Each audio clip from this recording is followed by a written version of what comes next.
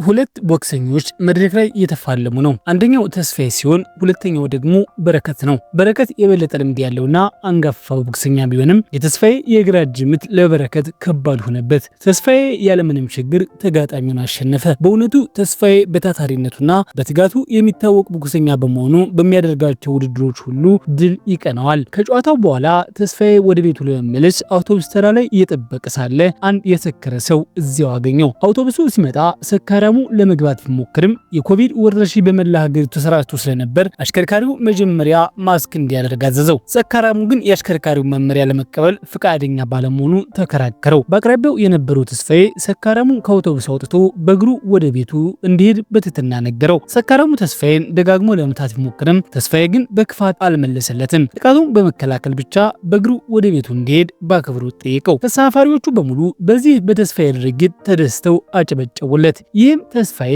ሌሎቹን የሚያከብር ደግ ሰው መሆኑን አረጋገጠ። ተስፋዬ ቤቱ ሲደርስ እናቱ በስልክ ከአንድ ሰው ጋር ስታወራ ሰማ። ለሱቋ ኪራይ መክፈያ ተጨማሪ ጊዜ እንዲሰጣት እየለመነች ነበር። በዚህም ተስፋዬና ቤተሰቡ ድሆች መሆናቸውን እንረዳለን። ተስፋዬ እናቱን ለመርዳት አንድ ነገር ማድረግ እንዳለበት ያስባል። ስለዚህ እንደገና በቦክስ ውድድር ላይ በመሳተፍ በቀላሉ ለፍጻሜ ደረሰ። በኮቪድ ምክንያት እናቱ ውድድሩን በሞባይል ስልኳ ትከታተል ነበር። ተስፋዬ ተጋጣሚ አሁንም በረከት ነበር። በረከት በቀድሞ የቦክስ ልምዱ የሚኮራ ሰው ነው። ተስፋዬን በቀላሉ ማሸነፍ የሚችል መስሎት ነበር። ሆኖም አሰልጣኙ ስለ ተስፋዬ የግራ እጅ ምት አስጠነቀቀው። በረከት ግን በአሰልጣኙን ምክር ችላ በማለት እሱ የባህር ኃይል የቦክስ ሻምፒዮን እንደሆነና ማንም ሊያሸንፈው እንደማይችል ተናገረ። በትዕቢት ተሞልቶ ወደ መድረኩ በመግባት ተስፋዬ በግራው ሲመታው በእጁ ተከላክሎ በዚያው አጋጣሚ በግራ እጁ ለመምታት አቀደ። ነገር ግን በተግባር የሆነው ሌላ ነበር። በጥንቃቄ መከላከሉን አቁሞ ተስፋዬን እንዲመታው እድል ሲሰጠው ተስፋዬ አጋጣሚውን በመጠቀም በአንድ ምት ብቻ ዘረረው። በዚህም ተስፋዬ የውድድሩ ሻምፒዮን ሆነ። በኋላም በረከት አሰልጣኙ ከሆነው አባቱ ጋር ተቀምጦ ሳለ አብረው እንዲመገቡ ጠየቀው። አባቱ ግን በኮቪድ-19 ምክንያት አብዛኞቹ ምግብ ቤቶች የመመገቢያ ክፍሎች ዝግ በመሆናቸው እምቢ አለው። አባቱ ለምግብ ማዘዣ የሚሆን ገንዘብ ሰጥቶት ወደ ክፍሉ እንዲሄድ ነገረው። በረከት ከቦክስ መለማመጃ ክፍል ሲወጣ ተስፋዬ እየጠበቀው እንደሆነ አየ። ተስፋዬ ሲያየው ተነስቶ አብረው እንዲመገቡ ጋበዘው። መጀመሪያ ላይ በረከት ተስፋዬ እያሾፈበት መስሎት ግብዣውን አልተቀበልም ነበር። ነገር ግን የተስፋዬ ፍላጎት ከቅንነት የምንጨ መሆኑን ሲረዳ ተስማማ።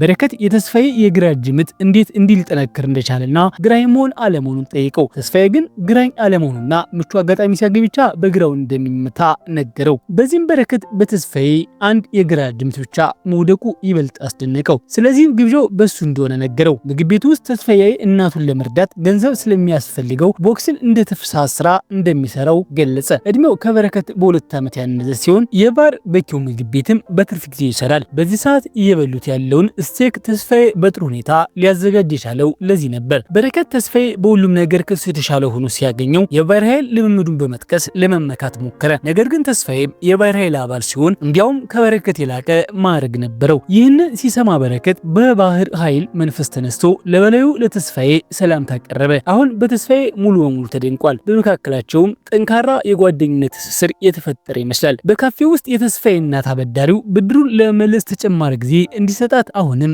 እየለመነች ነው። ልክ በዚያው ቅጽበት ተስፋዬ እዚያ ደርሶ እናቱን ሰላም አላት። እናቱ ልጇን እጅግ ኮራችበት። ምክንያቱም ውድድሩን ቀደም ብላ በስልኳ ተከታትለው ነበር። ተስፋዬ ከውድድሩ ያገኘውን የሽልማት ገንዘብ ለእናቱ ሰጥቶ እዳዋን እንድትከፍልበት ነገራት። እናቱ መጀመሪያ ላይ ገንዘቡን ለመቀበል ፈቃደኛ ባትሆንም ተስፋዬ አጥብቆ ስለለመናት ገንዘቡን ወስዳ በሌላ ጊዜ እንደምትመልስለት ቃል ገባችለት። ከዚያም በኋላ ሁለቱም ካፌውን ዘግተው ወደ ቤታቸው አቀኑ። ተስፋዬ እዚያ አካባቢ አንድ አጠራጣሪ መኪና ተመለከተ። ሆኖም ለጊዜው ትኩረት አልሰጠውም። ይህ መኪና የካሲኖና የክለብ ግንባታ በተስፋዬ እናት ካፌ አካባቢ ለማካሄድ እያቀደ ያለው የአቶ መኮንን ነበር። እሱ ለሰዎች ብድር ሰጥቶ ወለዱን እጅግ በመጨመር ምስኪን ሰዎች ማስያዣ የሰጡትን ንብረት እንዲነጠቁ የሚያደርግ አራጣ አበዳሪ ነው። አሁን ደግሞ የካሲኖና ክለብ ግንባታ ቦታውን ለማግኘት ሲል የዘና አካባቢ ሰዎች በተመሳሳይ ዘዴ የሚያባብል አንድ ሰው ቀጠረ። በማግስቱ መኮንን ከባንክ ባነሰ ወለድ የሰዎችን ዕዳ እንደሚከፍል የሚገልጽ በጎ የሚመስል የግል ስራ መጀመሩን እናያለን። ይሁን እንጂ በውሉ ውስጥ በደቃቅ ጽሑፍ የሰፈረ አንድ ነጥብ ነበረ። እሱም ገንዘብ የሚከፈልላቸው ሰዎች ወለዱ እንዲቀነስላቸው ከፈለጉ በ24 ሰዓታት ውስጥ የውል ማራዘሚያ ክፍያ መክፈል እንዳለባቸው ይገልጻል። ይህ ዘዴ ተስፋ የቆረጡ ሰዎችን ለውድቀት ለማዘጋጀት የተዘረጋ ተንኮል ነው። የመኮንን ወኪሎች የአካባቢውን የመሬት ባለቤቶች እየቀረቡ በ5% ወለድ ብቻ የብድር እቅድ አቀረቡላቸው። በወቅቱ ባንኮች በ7% ወለድ ብድር ይሰጡ ስለነበር ነዋሪዎቹ ቅናሹን እጅግ ማራኪ ሆኖ አገኙት። ብዙዎቹም መሬታቸውን በማስያዣነት አስይዘው ውሉን ፈረሙ።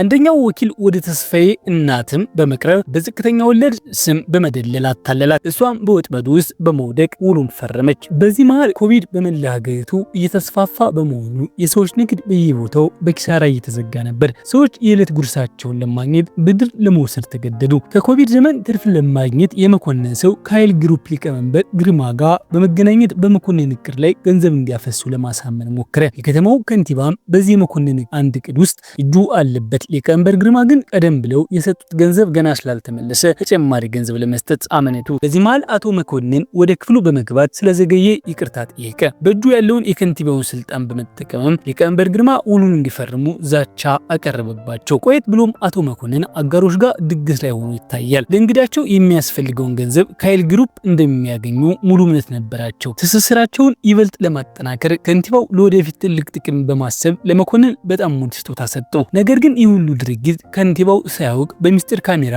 እየተቀረጸ ነበር። በማግስቱ ተስፋዬ ቦክስ ለመለማመድ ወደ ጂም ሄደ። ነገር ግን ባለፈው ውድድር ላይ የኮቪድ ተጠቂዎች በመገኘታቸው ጂሙ ተዘግቶ ነበር። ለዕለቱ ስራ ስለሌለው በረከትን ለማግኘት ደወለለት። በረከት ቤቱ ተኝቶ ስለነበር ያለውን ቦታ ለተስፋዬ በጽሁፍ ልኮለት እንዲመጣ ነገረው። ተስፋዬ ወደ ተባለው ቦታ ሲሄድ አንድ ጭምብል ያደረገ ሰው የጎዳና ተዳዳሪ የሚመስል ግለሰብ ሲያሳድር ተመለከተ።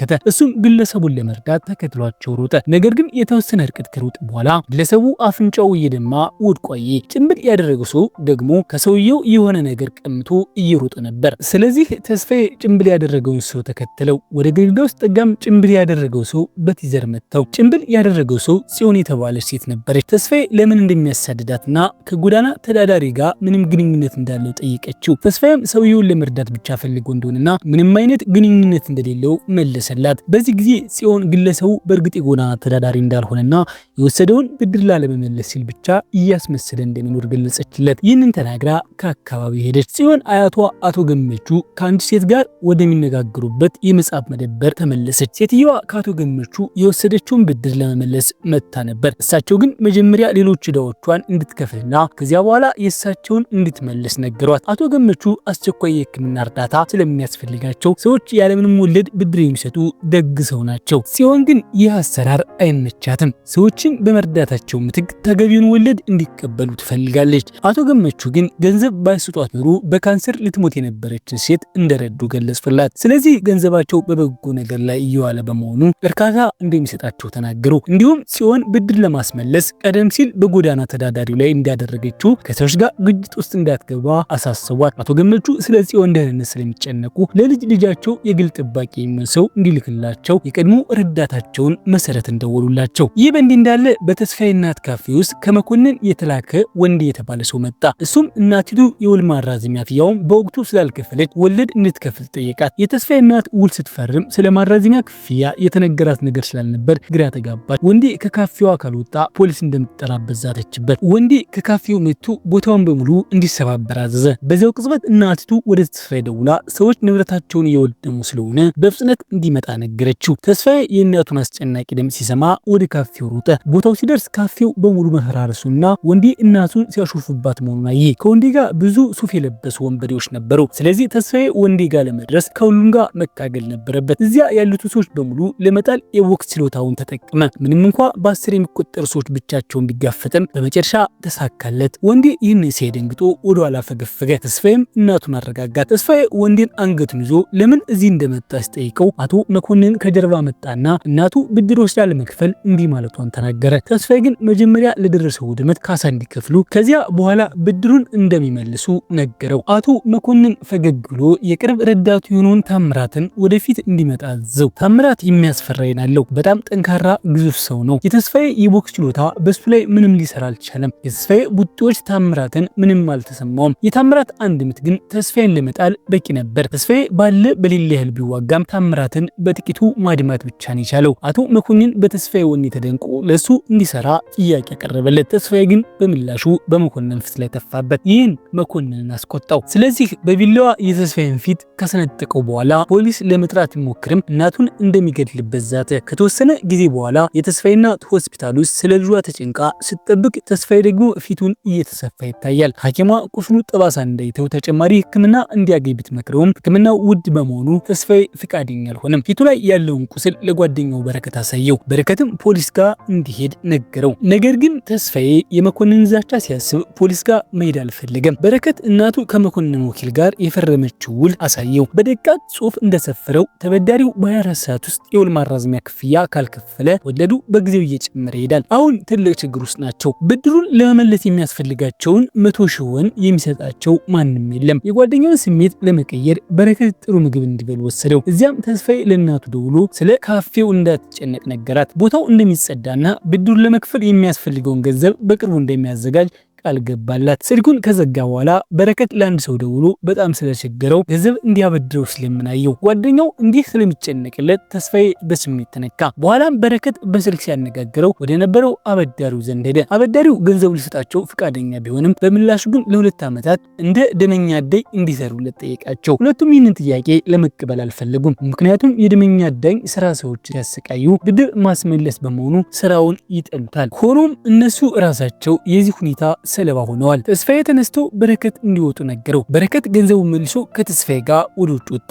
በኋላም በረከት ሌላ የሚያውቀው ሰው ደውሎ ሁኔታውን አስረዳ። ሰውየው ገንዘብ ሊሰጣቸው ስለተስማማ ወደ እሱ ፈጠኑ። ግለሰቡ መሰረት የተባለ አንጋፋ የባህር ኃይል አባል ሲሆን እነሱን እየረዳቸው ያለው የባህር ኃይል አባላት ስለሆኑ እንደሆነ ነገራቸው። የአቶ ገመቹ ስም ጠቅሶ እንዲያገኟቸው ነገራቸው። እሳቸው ገንዘብ ሊያበድሯቸው የሚችሉ ደግ ሰው ሲሆኑ በምላሹ ግን ለልጃቸው የግል ጠባቂ ሆነው መስራት አለባቸው። መሰረት የእሳቸው ረዳት በሆነው በአቶ ክፍሌ በኩል ስለ ወጣቶቹ ለአቶ ገመቹ አስቀድሞ ነገራቸው። አቶ ገመቹ በመኪናቸው እየሄዱ ሳለ አቶ ክፍሌ የተስፋዬንና የበረከትን መረጃ አሳያቸው። አቶ ገመቹ የተስፋዬ ሰውነት ለስራው ያለውን ታታሪነት ስለሚናገር ወደዱት። ተስፋዬ ከዚህ በፊት በዚህ ስራ ልምድ ባይኖረውም በረከት ግን ከዚህ ቀደም ከአራጣ አበዳሪዎች ጋር የመስራት ልምድ ነበረው። ለዚህም ነው አቶ ክፍሌ ሁለቱንም ሊቀጥሯቸው እንደሚገባ የጠቆሙት። ነገር ግን አቶ ገመቹ መጀመሪያ ከተስፋዬ ጋር ብቻ እንዲገናኙና በረከትን ደግሞ በኋላ እንደሚያዩት ለአቶ ክፍሌ ነገሩት። በሚቀጥለውም ቀን ሁለቱም ጓደኛሞች አቶ ገመቹን ለማግኘት ወደ አንድ ስጋ ቤት መጡ። ነጭ ልብስ የለበሰ አንድ ሰው ተስፋዬ ብቻ ወደ ውስጥ እንዲገባ ፈቀድና በረከትን እዚያው አስቆመው። ወደ ውስጥ ከገባ በኋላ ተስፋዬ አቶ ገመቹን ሰላም ብሎ አብሮ አልቀመጠ። በአቶ ገመቹ የፊት ቁስሉን በተመለከተ ለቀረበለት ጥያቄ ተስፋዬ ስለ እናቱ ካፌ የሆነውን ታሪክ በዝርዝር ተረከላቸው። አቶ ገመቹ ቀደም ሲል በዚህ አይነት የንግድ ስራ ውስጥ እንደነበሩ አሁን ግን እንደተውት ነገሩት። ለሚቀጥሉት 2 ዓመታት ለሚያደርገው የግል ጥበቃ ስራ እንደ ቅድመ ያ የ100 ሺህ ወን አቀረቡለት። ተስፋዬ ያንን ገንዘብ የእናቱን ዕዳ ለመክፈል ሊጠቀምበት ይችላል። ይህንን ሲሰማ የተስፋዬ ፊት በደስታ በራና ወዲያውኑ ጥያቄውን ተቀበለ። እንደወጡ ተስፋዬ ስለ ንግግሩ ሁሉ ለበረከት ነገረውና ሁለቱም በደስታ መዝለል ጀመሩ። ወደ ቤት ሲመለሱ ስለ ስራው ለተስፋዬ እናት ነገሯት። እሷም ጣፋጭ ምግብ አዘጋጀችላቸው። ከተወሰነ ጊዜ በኋላ በሩ ሲንኳኳ ሰሙ። ተስፋዬ ሊያይ ሲሄድ አቶ ክፍሌን እዚያው አገኛቸው። እሳቸው በአቶ ገመቹ ስም ገንዘብ ይዘው መጥተው ነበር። ተስፋዬ ይህን በስሜት ተነክቶ በጣም አመሰግናቸው። ከዚያም ገንዘቡን ወደ ውስጥ አስገብቶ ለእናቱና ለጓደኛው አሳያቸው። በረከትንም በዚህ አስቸጋሪ ጊዜ ስለረዳው አመሰግነው። በማግስቱ ሁለቱም በጠዋት 4 ሰዓት ወደ ስራቸው ሄዱ። ነገር ግን አንድ ችግር ነበር። በረከት ገና ለስራው አልተመረጠም። ሆኖም ግን እዚያ መጥቷል። አቶ ገመቹን አነጋግሮ እሱንም እንዲቀጥሩት ለማሳመን ፈለገ። አቶ ገመቹ ወዲያውኑ ተስማምተው ሁለቱን ቀጠሯቸው። ይሁን እንጂ አሁንም ቢሆን ከልጃቸው ጋር የሚያደርገው ቃለ መጠይቅ ማለፍ እንዳለባቸው ገለጹላቸው። በቃለ መጠይቁ ላይ የልጃቸውን እንደ ግል ጠባቂዎቿ እንድታቆያቸው ማሳመን ይኖርባቸዋል። ተስፋዬ የአቶ ገመቹን ገንዘብ አስቀድሞ ለአበዳሪዎቹ ስለከፈለና ስራው ገና ስላልተረጋገጠ ተጨነቀ። ነገር ግን አቶ ገመቹ በቃለ መጠይቁ እንደሚሳካላቸው አረጋገጡለት። ምግብ እንዲበሉ ጥቂት ገንዘብ ሰጥቷቸው ልጃቸውን መጠበቅ ጀመሩ። በመጽሐፍ መደብር ውስጥ እየጠበቁ ሳለ ከአንድ መደርደሪያ ላይ አንድ ሳጥን አወጡና ሳጥኑ በገንዘብ የተሞላ መሆኑን ሲያዩ ተገረሙ። እንዲሁም በመጽሐፍ ሽፋን ውስጥ የተደብቀው በመደርደሪያዎቹ ላይ የተቀመጡ ብዙ እንዲህ ያሉ ገንዘብ ሳጥኖች አሉ። ሂሳባቸውን ሲያሰሉ በመጽሐፉ መደብር ውስጥ በቢሊዮን የሚቆጠሩ ወን ተደብቆ እንደሚገኝ ገመቱ። በዚህ መሃል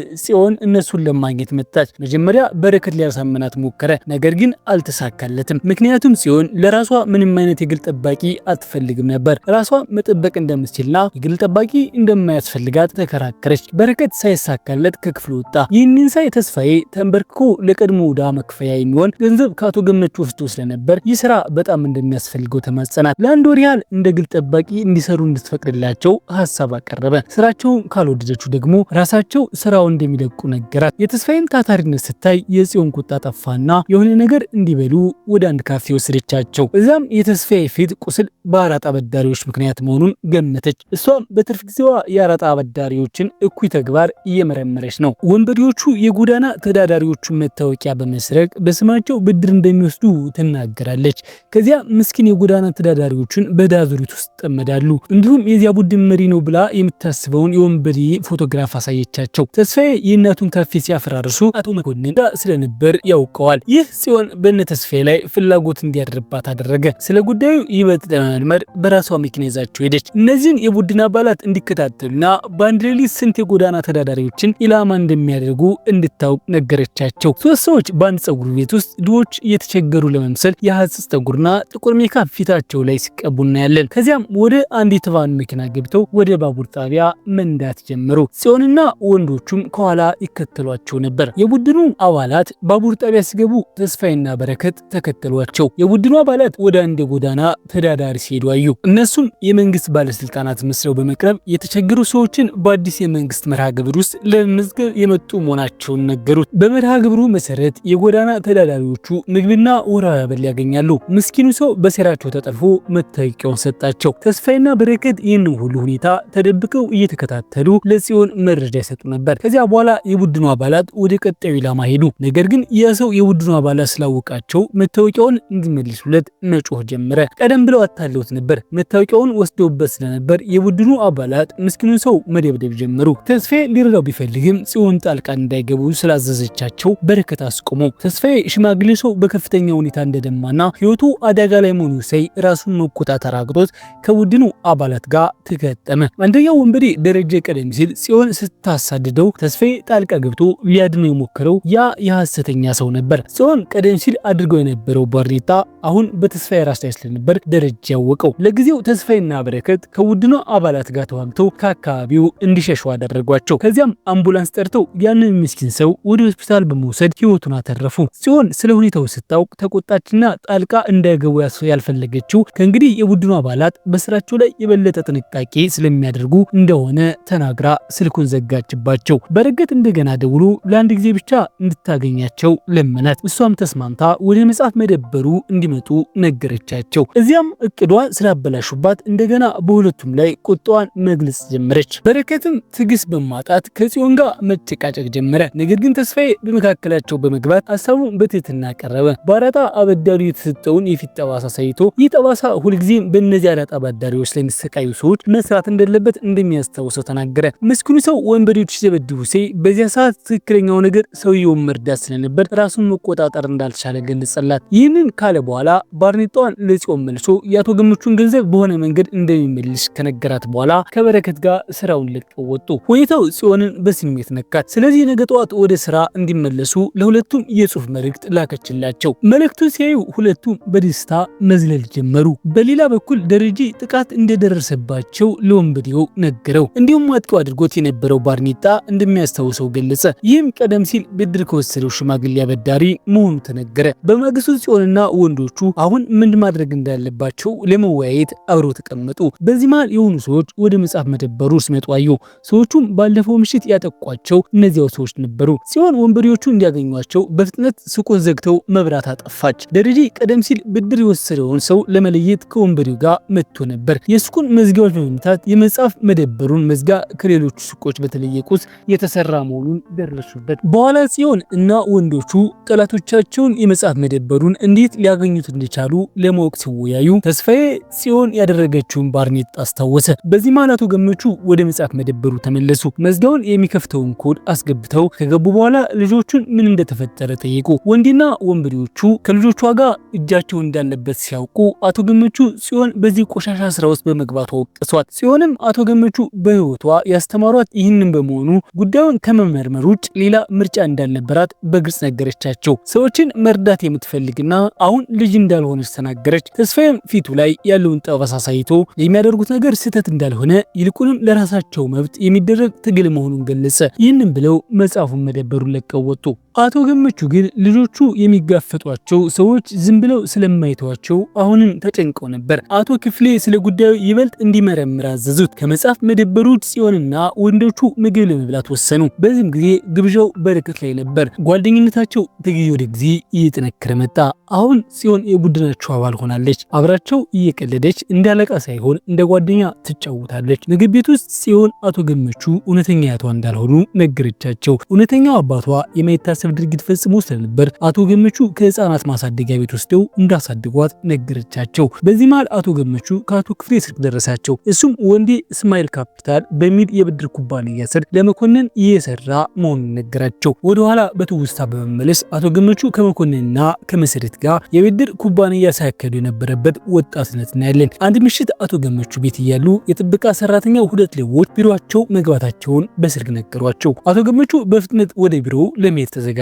በዚያው ቅጽበት ታምራት የአንድ ባለሙያ እርዳታ በመጠቀም የአቶ ገመቹን ካዝና በፍጥነት ሲያስከፍት እናያለን። ካዝናው ሲከፈት በውስጡ ያለው ብዙ ገንዘብ አይተው ሁለቱም ተደሰቱ። ልክ በዚያ ቅጽበት አቶ ገመቹ እዚያ ደረሱና ከነሱ ጋር ውጊያ ጀመሩ። ታምራትና ተባባሪውን መቷቸው። ነገር ግን እንዳጋጣሚ ሆኖ ከክፍሉ ሶስተኛ ሰው ነበር። እሱም መኮንን ሲሆን ከጀርባው መጥቶ አቶ ገመቹን ወጋቸው። አቶ ገመቹ ዞር ብለው ከመኮንን ጋር መታገል ጀመሩ። በደረሰባቸው ጉዳት ምክንያት ሊገድሉት አልቻሉም። ነገር ግን አቶ ገመቹ በቢላዋ የመኮንን ፊት በከፍተኛ ሁኔታ ሰነጠቁት። በዚያው ቅጽበት ታምራት ከጀርባ መጥቶ አቶ ገመቹን አነሳቸው። ከዚያም በህንፃው መስኮት በኩል ወደ ውጭ ወረወራቸው። ከዚያ በኋላ ታምራት ገንዘቡን በሙሉ ወጣ። መኮንን ደግሞ ቢሮውን በሳት አቃጠለው።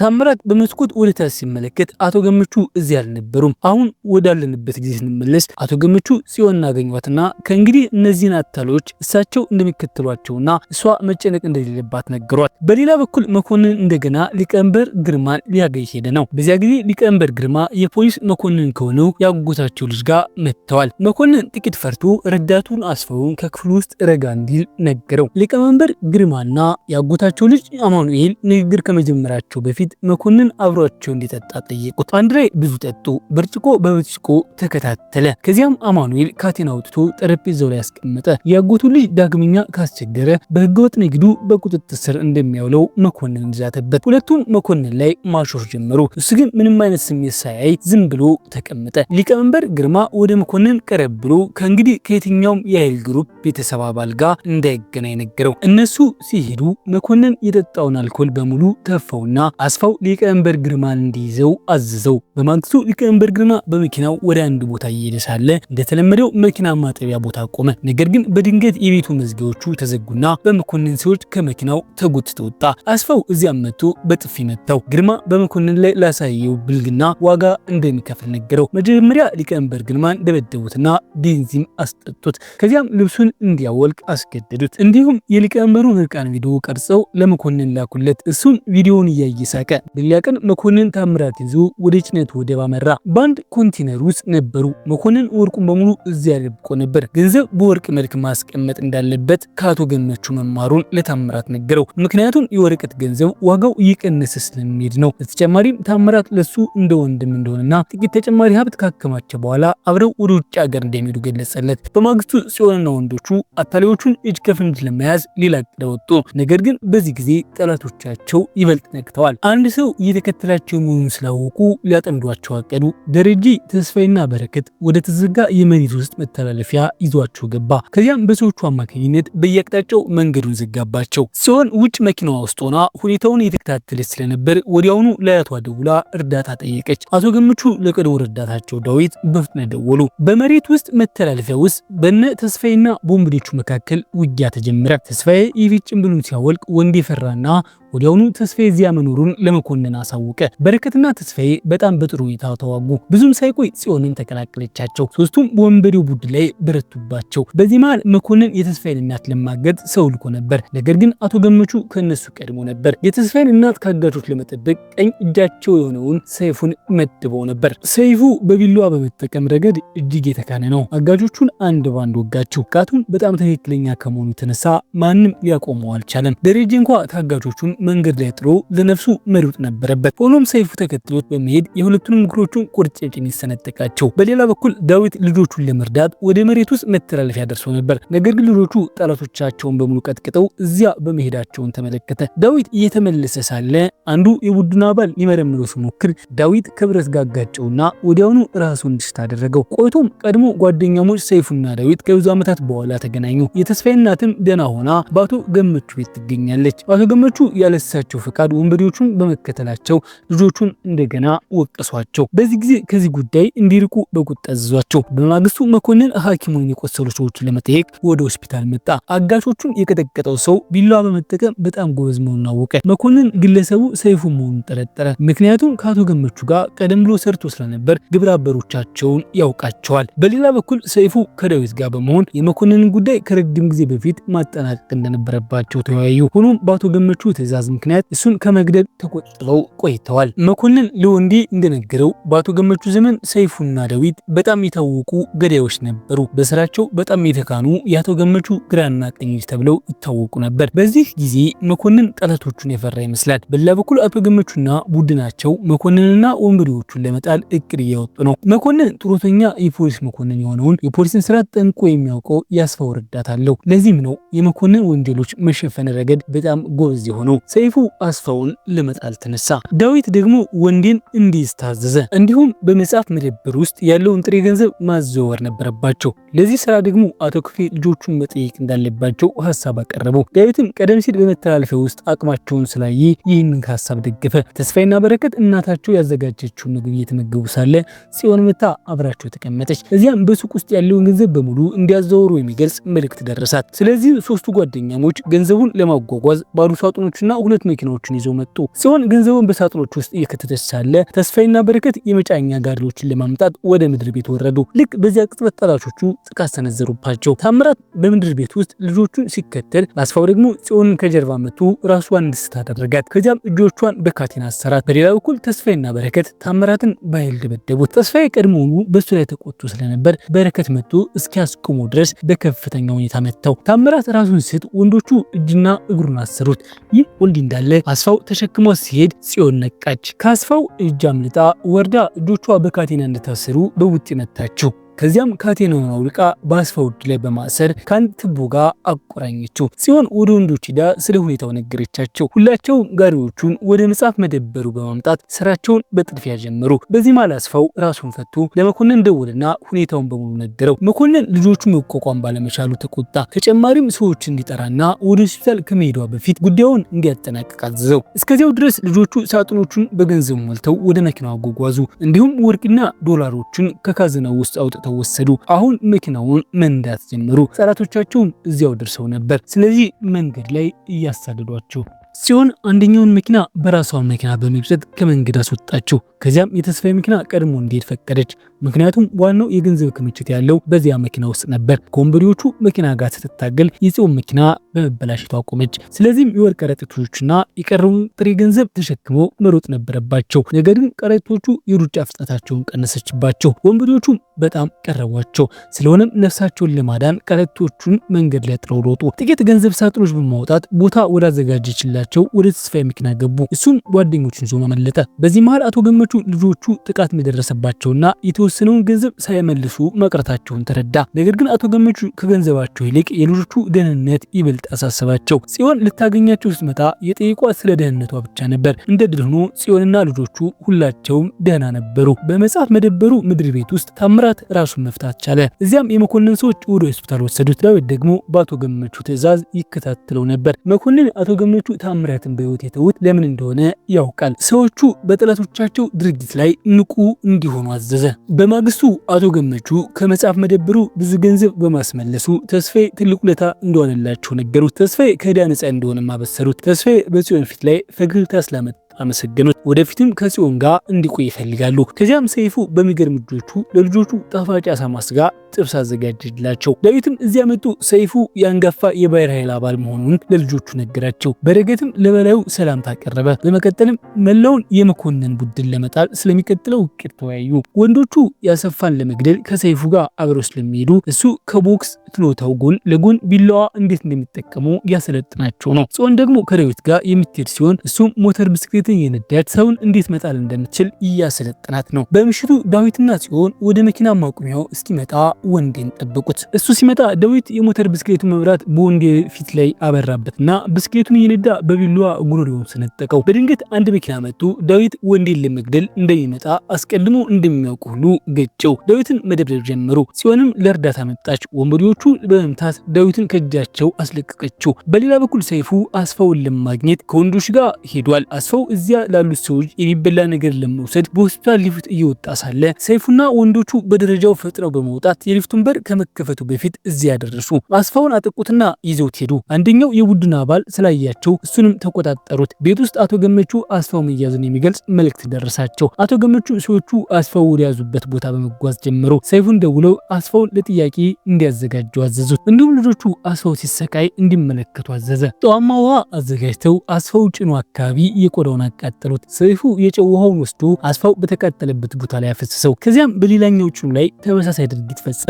ጽዮን ትዕይንቱን መቋቋም ስላልቻለች ወደ ውጭ ወጣ አስታወከች። በዚያ ወቅት አቶ ገመቹ ወደ እሷ መጥተው ጽዮን ገና ብዙ የምትማራቸው ነገሮች እንዳሉ ነገሯት። አቶ ገመቹ በአስፋው ፊት ለፊት ሲቀመጡ ደካማ ጎኖቹን እንዴት አፉን እንደሚያስከፍቱት አስቀድመው ያውቁ ነበር። አስፋው ተስማሚ ጊዜ ጠብቆ መኮንንን ለመልቀቅ እያቀደ እንደነበርና ለዚያም ሀብት እያከማቸ እንደሆነ አቶ ገመቹ ደርሰውበታል። ስለዚህም አቶ ገመቹ ብዙ ገንዘብና መኮንንን ፈጽመው ሊደርሱበት የማይችልበት ቦታ ላይ የሚገኝ ቤት እንደሚሰጡት ቃል ገቡለት። በምላሹም የመኮንን ሚስጥሮች በሙሉ እንዲነግራቸው ጠየቁት። አስፋው ተስማማ። ዳዊትም ሁሉም ነገር ለመቅረጽ ስልኩን ወጣ። አስፋው እንደተናገረው መኮንንን ከአቶ ገመቹ ብድር የወሰዱ ሰዎችን የሚያታልል አራጣ አበዳሪ ነው። መኮንን ወደዚያ ሰዎቹ እየሄዱ የውል ማራዘሚያ ክፍያ ካልከፈሉ መያዣ ያስይዙትና ንብረት እንደሚወርስ ነገራቸው። ምንም እንኳ አቶ ገመቹ ያለምንም ወለድ ብድር ቢሰጡም መኮንን ግን አጋጣሚ በመጠቀም ገንዘብ ያፍሳል። በተጨማሪም በከተማ ውስጥ ያሉ ተጽዕኖ ፈጣሪ ሰዎችን፣ ነጋዴዎችን እርቃን ቪዲዮ በመያዝ ያስፈራራቸዋል። የኃይል ግሩፕ ሊቀመንበር ግርማንም በቅርቡ በሚከፍተው የካሲኖ ምሽት ክለብ ላይ ገንዘብ እንዲያፈስ አስገድዶና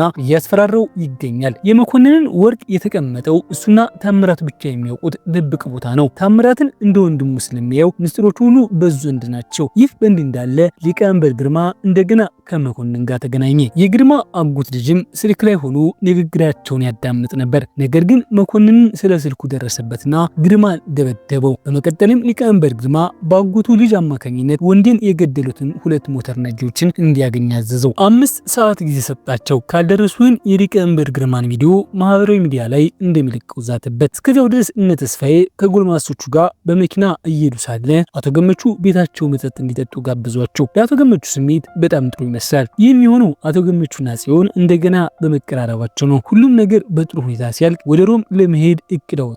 ቆየት ብሎ በአቶ ገመቹ ቤት መጠጥ እየጠጡ ተዝናኑ። በረከትም አንዳንድ ቀልዶችን አቀረበ። ጥሩ ጊዜ ካሳለፉ በኋላ ሰይፉና ዳዊት ስለ ቀድሞ ህይወታቸው እያወሩ ተቀመጡ። በዚያው ቅጽበት ዳዊት ከባለቤቱ ስልክ ደረሰው። በቅርቡ አባት ሊሆን ነው። ይህንንም ከሰይፉና ከአቶ ገመቹ ደብቆ ነበር። አሁን ሰይፉ ወደ ቤቱ ሄዶ ከቤተሰቡ ጋር እንዲያሳልፍ ነገረው። እንዲያውም ጥቂት ገንዘብ ሰጥቶ ታክሲ ቀጠረለት። ከዚያ በኋላ የሊቀመንበር ግርማ አጎት ልጅ እነዚያ ሞተር ነጂዎች ያረፉበትን ቦታ አገኘ። መኮንን ሰዎቹን በሙሉ አዘጋጅቶ ወደዚያ ቦታ መራ። ቦታው ባዶ ቢሆንም የዳዊት አድራሻ እዚያ አገኘው። መሬት ላይ በጨው ውሃ የታዩትን የእግር አሻራዎቹን በማየት አስፋው እዚያ እንደተሰቃየና በመኮንን ላይ ሚስጥር እንዳወጣ ገመቱ። ስለዚህ አሁን ወደ ዳዊት አድራሻ ሄደው በሩን አንኳኩ። የዳዊት ባለቤት በሩን ለመክፈት ስትነሳ ዳዊት ከለከላት። በበሩ ቀዳዳና በመስኮቱ ዶች ተመለከተ። የሆነ ችግር እንዳለ ስለተጠረጠረ ባለቤቱን በአንድ ክፍል ውስጥ አስገብቶ በሩን ቆለፈው። ከዚያም ወንበዴዎች ሲገቡ መከላከያ እንዲሆን ፍሪጅና ወንበሩን ከበሩ ፊት ለፊት አቆመው። ሰዎቹ መስኮቶቹን ሰብረው ወደ ውስጥ ገቡ። ዳዊት እስከ መጨረሻው የህይወት ትንፋሱ ድረስ በጥሩ ሁኔታ ተዋጋ። በመጨረሻ መኮንን ሚስቱን ለማዳን የሰይፉን ቦታ እንዲነገሩ ጠይቀው። ከዚያ በኋላ አቶ ገመቹ ከልጆቹና ከጽዮን ጋር ቁርስ ሲመገቡ እናያለን። ቁርሱ በተስፋዬ እናት የተዘጋጀ ሲሆን በጣም ጣፋጭ ነበር። ስለዚህ አቶ ገመቹ የተስፋዬን እናት በህፃናት ማሳደጊያ ቤታቸው ለህፃናቱ ምግብ እንድታዘጋጅ ፈለጉ። ከተወሰነ ጊዜ በኋላ ተስፋዬና ጽዮን እናቱን ወደ ማሳደጊያው ለመውሰድ ሄዱ። በረከትና አቶ ገመቹ ብቻቸውን ቤት ቀሩ። በዚህ መሃል መኮንንን ሰይፉ ሱቅ ደረሰ። ሰይፉ መኮንን እዚያ ቤት ለማድረስ ዳዊትና ባለቤቱን ገድሎ መሆኑን ገመተ። መኮንንን መኮንንንም ይህንኑ አረጋገጠለትና ውጊያ ጀመሩ። ምንም እንኳ ሰይፉ ቢላዋ በመጠቀም ጎበዝ ቢሆንም መኮንንን ግን ከፊት ለፊታቸው ስለት ያላቸውን ጫማዎች አድርጎ ነበር። በመጀመሪያ የሰይፉን እግሮች አቆሰለው። ከዚያም በራሱ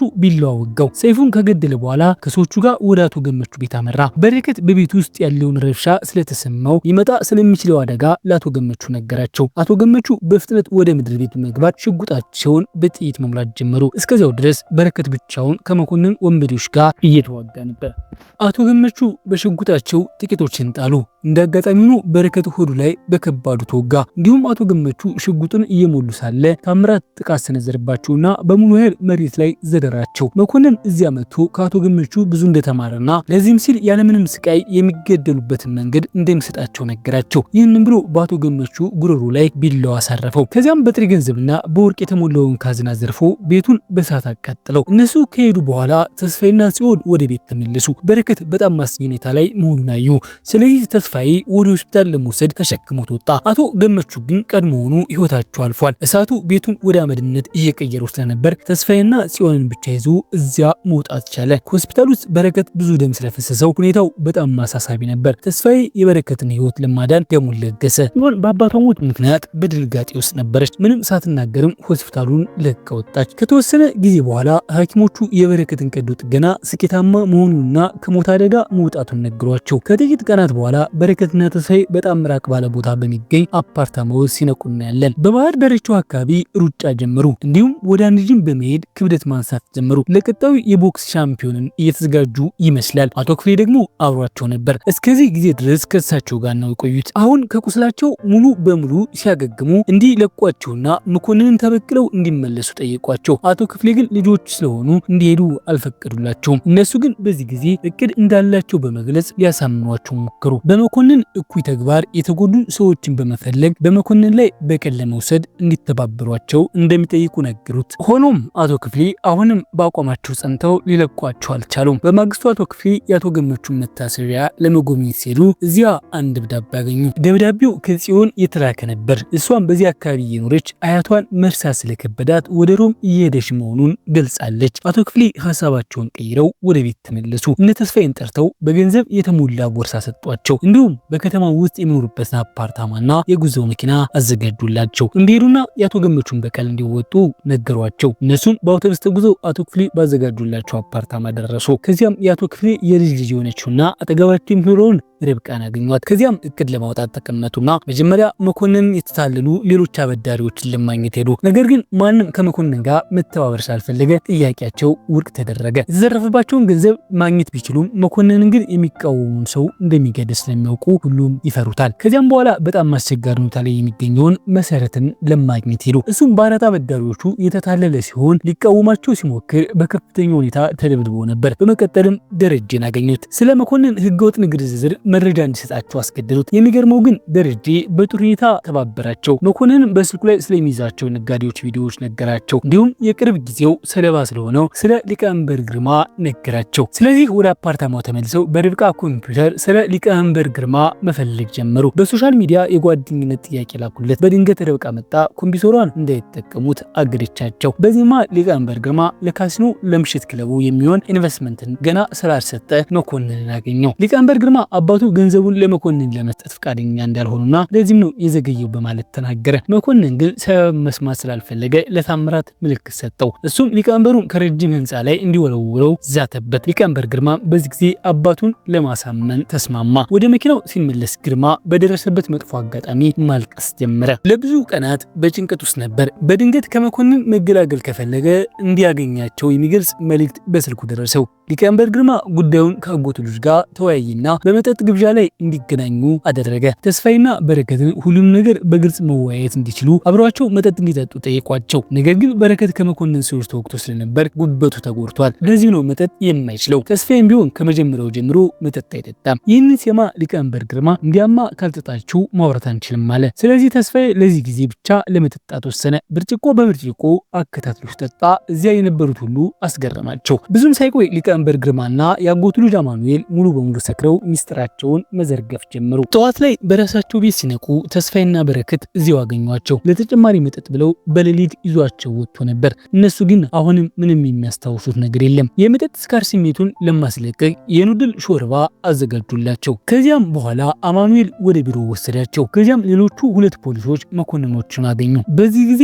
መኮንንን በቁጥጥር ስር ለማዋል በቡድን ሆነው ሊሰሩ ነው። በመጀመሪያ በሱ ላይ ማስረጃ ማግኘት አለባቸው። ለዚህም የእጅ ስልኩን ማግኘት ይኖርባቸዋል። አሁን የመኮንንን ስልክ መረጃ ለማግኘት ሁለት መንገዶች አሉ። አንደኛው በስልኩ በእነሱ የተዘጋጀ ኪውአር ኮድ ስካን እንዲደረግ ማድረግ ሲሆን፣ ሁለተኛው ደግሞ ስልኩን በዋይፋይ ራውተር በኩል ማገናኘት ነው። ምንም አይነት እድል ማባከን ስለማይፈልጉ ሁለቱንም ለመሞከር ወሰኑ። በህንፃው ዙሪያ በሙሉ ካሜራዎችን ገጠሙ። ከዚያም ሊቀመንበር ግርማ ውሉን የሚፈርንበትን የመጨረሻ ስብሰባ እንዲካሄድ መኮንንን ጠሩት። መኮንን እዚያ ደርሶ ወደ ህንፃው ለመግባት የኪውአር ኮዱን ስካን ሲያደርግ ፖሊሶቹ ከስልኩ ጋር ተገናኙ። ነገር ግን የሚገርመው ስልኩ ውስጥ ለማስረጃነት የሚያገለግል ምንም አይነት መረጃ አልነበረም። በስብሰባው ክፍል ውስጥ ሊቀመንበር ግርማ አሁንም በራስ መተማመንን ርቆትና ከመኮንን ጋር የሚያደርገው ስምምነት ሀሳብ ተጨንቆ ነበር። አማኑኤል በካሜራ በኩል መኮንንን በቦርሳው ውስጥ ሌላ ስልክ እንደያዘ ተመለከተ።